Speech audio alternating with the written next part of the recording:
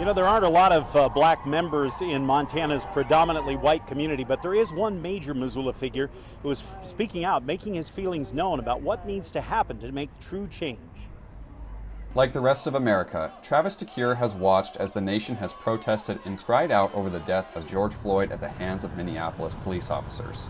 You know, it's hard to explain because I've been seeing it my entire life. And I think that's the perspective that a lot of people just don't understand. DeCuire paved the way as the first African-American man or woman to be hired in a head coaching position at either Montana or Montana State when he arrived in 2014. Of late, DeCuire has been vocal on Twitter about what is happening in America, knowing full well that he works in a mostly white state, and DeCuire holds a leadership position in the state rarely held by minorities. He said the biggest factor is educating and teaching kids viewpoints outside of their comfort zones.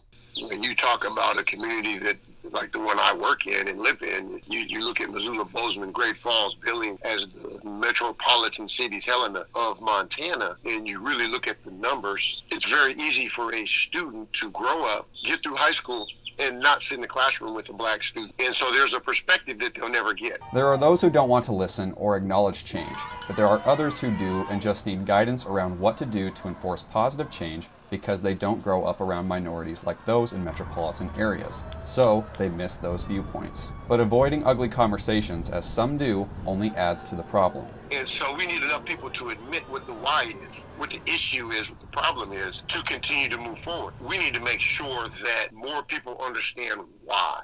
DeCuire said Missoula itself has come a long way since the 90s when he was a student athlete to now, saying the community opens its arms to minority athletes. A lot of Grizz athletes come from urban areas and experience culture shocks in Montana, but he sees Montana as home and welcoming to him and his family. Speaking on issues outside of sports, DeCuire knows backlash is unavoidable, but he says that backlash halts change and growth and forces those with good ideas to remain silent. Educating people is the long-term goal, but voting is a short-term solution, and DeCuire says fixing the issues needs to be the focal point. Until we start dealing with the issues more than dealing with the responses, we'll start having some change, some growth, and we will become a country that might actually be great. Right now, it doesn't feel that way because we're fighting each other. In Missoula, Kyle Hansen, MTN Sports.